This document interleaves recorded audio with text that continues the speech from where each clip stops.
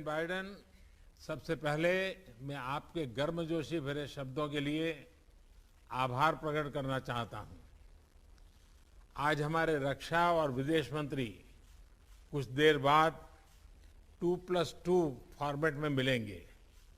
उससे पहले हमारी यह मुलाकात उनकी बातचीत को दिशा देने के लिए महत्वपूर्ण है और इस वर्चुअल मुलाकात का इनिशिएटिव आपने लिया, इसके लिए भी मैं आपका अभिनंदन करता हूं। एक्सेलेंसी, पिछले साल सितंबर में जब मैं वॉशिंगटन आया था और जिसका आपने अभी जिक्र भी किया, और तब आपने कहा था कि भारत अमेरिका पार्टनरशिप बहुत सी वैश्विक समस्याओं के समाधान में योगदान दे सकती है। मैं आपकी बात से पूर्णतया सहमत हूं।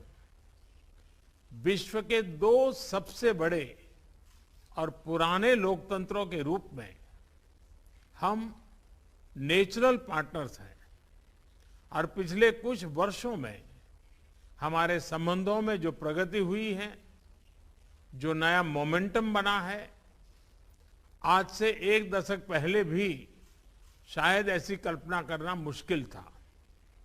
एक्सेलेंसी, आज की हमारी बातचीत ऐसे समय पर हो रही है जब यूक्रेन में स्थिति बहुत चिंताजनक बनी हुई है।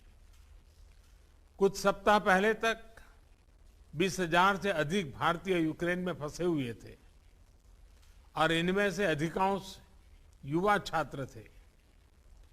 काफी मेहनत के बाद हम उन्हें वहां से सकुशल निकालने में सफल हुए।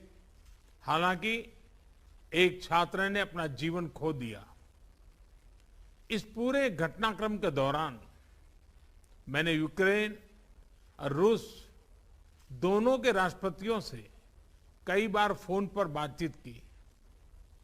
मैंने न सिर्फ शांति की अपील की, बल्कि मैंने राष्ट्रपति पुतिन को यूक्रेन के राष्ट्रपति के साथ सीधी बातचीत का सुझाव भी रखा।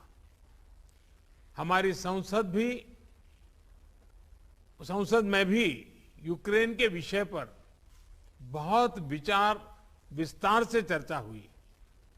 हाल में बूचा शहर में निर्दोष नागरिकों की हत्याओं की खबर बहुत ही चिंताजनक थी।